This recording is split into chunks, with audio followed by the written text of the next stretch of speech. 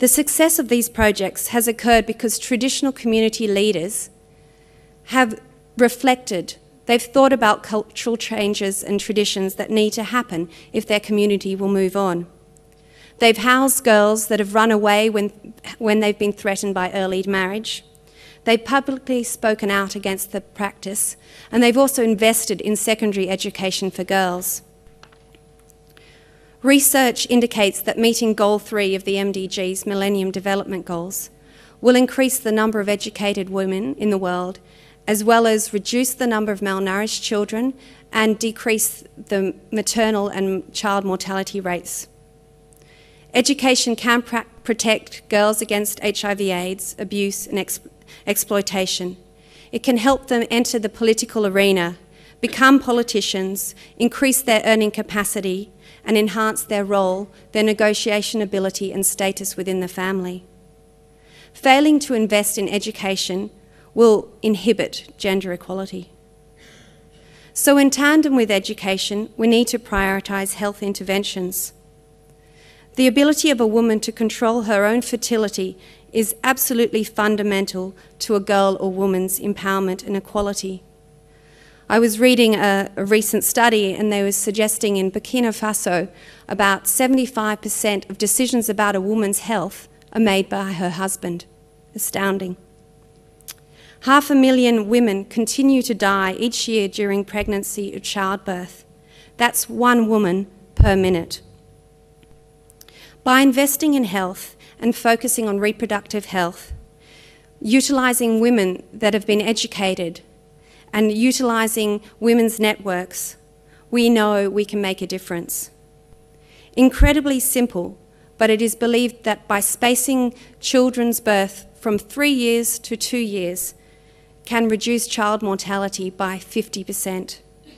And equally important, it can significantly impact a woman's health. So what else? Well, as all the speakers tonight have said, we need to engage men and women. Opportunities exist to support development initiatives where men play a pivotal role as agents of change, and they're not typecast as obstacles to gender equality. For example, a successful World Vision reproductive health project in Ethiopia worked with male and female reproductive health educators to talk about the issues of population control and family planning.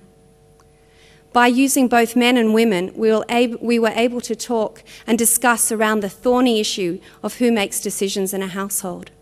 And that's one of the arenas of power where gender dynamics are played out every day. The others are, obviously, as people have talked about, political participation and workplace involvement. The complexity of achieving gender equality requires collective action, partnership, and a shared vision across key actors in communities and nations. Many of World Vision's successful interventions have happened when we've worked with churches, when we've worked with other agencies, when we've worked with governments and local NGOs.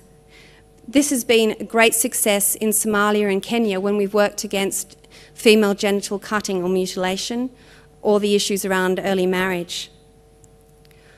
While working in coalitions can be difficult and troublesome, we know the benefits are great. The recent US-based Faith, Development and Women's Alliance exemplifies this with over $1.2 billion committed to tackling gender inequality and poverty. There has been some initial discussion about launching a similar alliance here in Australia, and I hope Jane might talk about that later. So for women to have a fair go, and for gender equality to be manifest in our world, we need partnerships, we need leadership, we need resources, we need to bridge the gap between institutional policies and strategies and the practice. And we need accountability. While we may not be government ministers or policymakers, we're all members of communities, of families and of workplaces.